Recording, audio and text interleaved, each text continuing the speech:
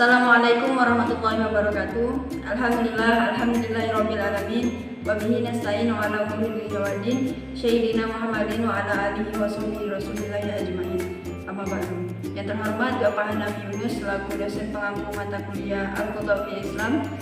Selawat serta salam tidak lupa kita hadirkan kepada junjungan alam yakni baginda Rasulullah sallallahu alaihi wasallam dengan mengucapkan Allahumma shalli ala sayyidina Muhammad wa ala ali sayyidina Muhammad.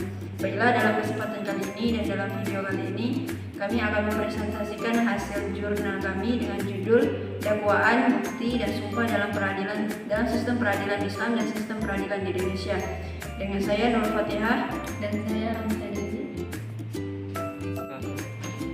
Rumusan masalah dalam materi kali ini adalah yang pertama, bagaimana dakwaan dalam peradilan di Indonesia dan peradilan Islam, dan yang kedua, bagaimana bukti dan sumpah dalam peradilan di Indonesia dan peradilan Islam.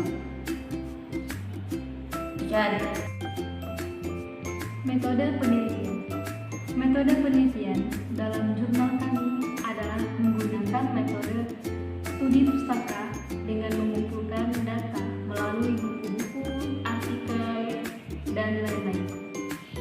Yang pertama adalah dakwaan dalam peradilan di Indonesia. Dakwaan adalah sebuah pernyataan bahwa seseorang telah dituduh melakukan sesuatu tindak pidana. Dakwaan akan dibawa ke pengadilan jika adanya surat dakwaan. Surat dakwaan adalah merupakan dasar dalam pemeriksaan perkara pidana di pengadilan. Surat dakwaan dibuat dalam beberapa bentuk sesuai dengan perbuatan yang dilakukannya. Yang pertama, dakwaan tunggal. Yang kedua, dakwaan kumulatif. Yang ketiga, dakwaan subsidiar. Yang keempat, dakwaan alternatif. Dan yang terakhir adalah dakwaan kombinasi. Yang kedua, dakwaan dalam peradilan Islam. Kata dakwah berasal dari bahasa Arab, yaitu dakwah, yang artinya menyadarkan atau mengklaim kepemilikan sesuatu yang berada di tangan orang lain atau di bawah tanggung jawab orang tersebut kepada dirinya.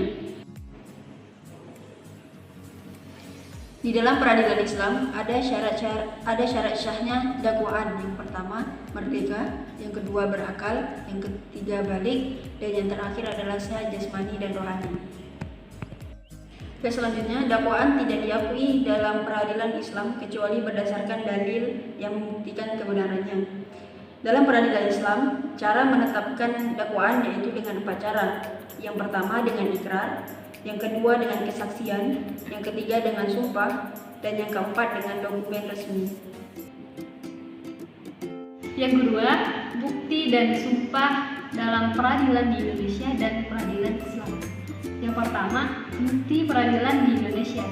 Bukti atau pembuktian yaitu memberikan atau memperlihatkan bukti, melakukan sesuatu kebenaran, menyaksikan dan meyakinkan.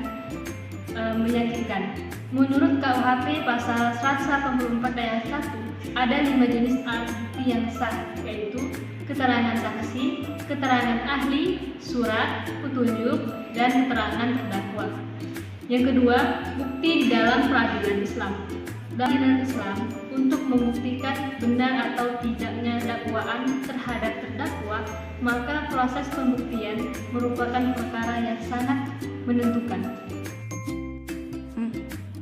Alat bukti yang diperlukan di dalam peradilan Islam yaitu alat bukti pengakuan, alat bukti kesaksian, alat bukti sumpah, alat bukti qarinah, alat bukti surat, dan yang terakhir alat bukti keterangan ahli. Kesimpulan dari yang kami jelaskan, maka dapat disimpulkan bahwa dakwaan merupakan sebuah pernyataan bahwa seseorang telah dituduh melakukan suatu tindak pidana. Di dalam peradilan Islam, cara menetapkan dakwaan adalah dengan ikrar, kesaksian, sumpah, dan dokumen resmi.